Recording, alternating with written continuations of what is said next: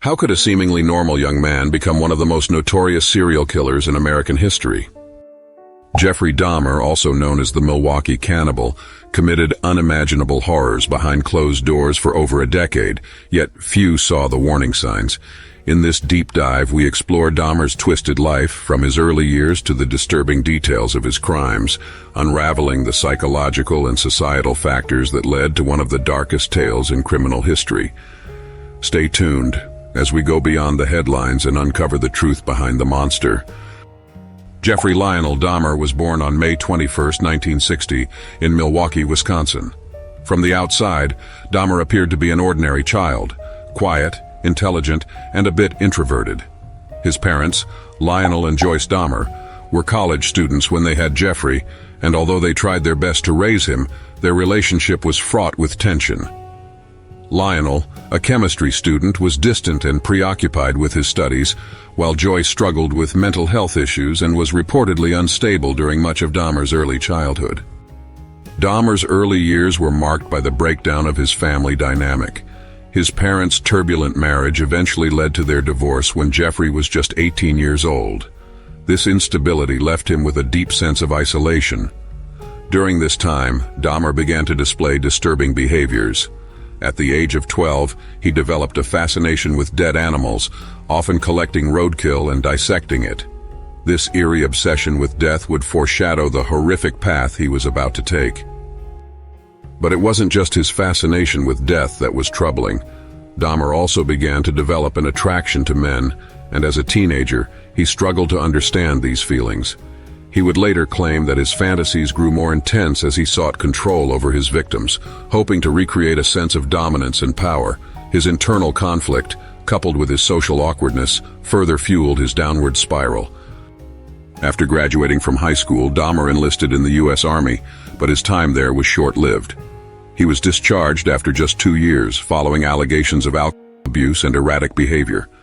This period of instability pushed Dahmer deeper into a life of isolation, and he returned to Milwaukee, where he began his killing spree.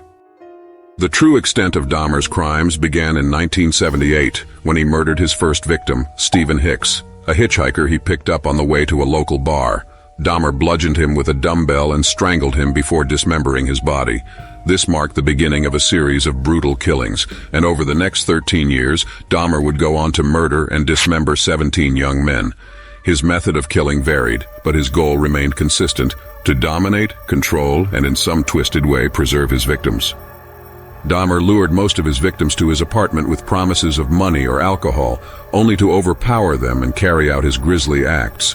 After killing his victims, Dahmer would often engage in post-mortem rituals, including necrophilia, and keep body parts as trophies.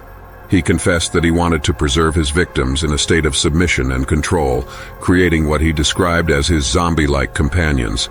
Dahmer's crimes grew more bizarre over time. One of the most disturbing aspects of his killings was his apparent lack of remorse. Dahmer admitted that he didn't feel guilty for the murders. Instead, he viewed them as a means of obtaining control over his life, something he felt he lacked throughout his childhood and adolescence. He also went to great lengths to hide his crimes, dismembering bodies and storing body parts in his apartment. The overwhelming smell in his apartment, due to the decaying remains, was one of the first signs that something was amiss, but his neighbors did not suspect him. Dahmer's ability to blend in with society, combined with his meticulously planned murders, allowed him to evade capture for so long. However, in 1991, his reign of terror came to an end. Tracy Edwards, a man Dahmer had lured to his apartment, managed to escape and flagged down 2 police officers. He led them back to Dahmer's apartment, where they discovered photographs of dismembered bodies and human remains in various states of decomposition. Dahmer was arrested that same night. The details of Dahmer's crimes were so gruesome that they shocked the world. When he was finally apprehended, Dahmer was charged with 17 murders, though he would later plead guilty to 15. During his trial, Dahmer claimed he had no memory of some of the killings and admitted to feeling compelled to kill, citing an obsession with gaining control over his victims. His chilling confessions, along with the evidence found in his apartment, left no doubt about his guilt. Dahmer's case garnered widespread media attention, and the public was fascinated by the seemingly ordinary man who could commit such heinous crimes. Experts and criminologists tried to understand the psychology behind his actions, examining the possible reasons for his violent tendencies.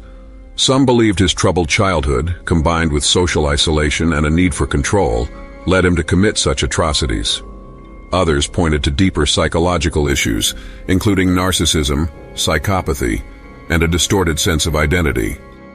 On November 28, 1994, Jeffrey Dahmer was killed by a fellow inmate, Christopher Scarver, while serving his prison sentence at the Columbia Correctional Institution in Portage, Wisconsin. Scarver, who later claimed that Dahmer had taunted other inmates with his violent past, fatally attacked him with a metal bar. Dahmer's death closed one of the darkest chapters in criminal history, but it left lingering questions about the nature of evil and the mind of a killer. To this day, Dahmer's story continues to captivate people, and his crimes remain a chilling reminder of the darkness that can lurk behind even the most ordinary faces. The questions surrounding his motivations, upbringing, and the mental health factors at play continue to intrigue experts and true crime enthusiasts alike. In the end, Jeffrey Dahmer's life and crimes raise important questions about the nature of human behavior, mental illness, and the way we perceive those who commit the most heinous acts. Was Dahmer simply a product of his environment, or was there something intrinsically evil within him? As we continue to explore his story, it's clear that his crimes are more than just a case study in pathology. They serve as a haunting reminder of the complex nature of the human mind. Thank you for joining us in this deep dive into the chilling life of Jeffrey Dahmer. If you found this video intriguing, don't forget to like, share, and subscribe for more true crime stories and psychological explorations. Let us know your thoughts on this case in the comments below. Was Dahmer a monster, or simply a man driven by forces beyond his control?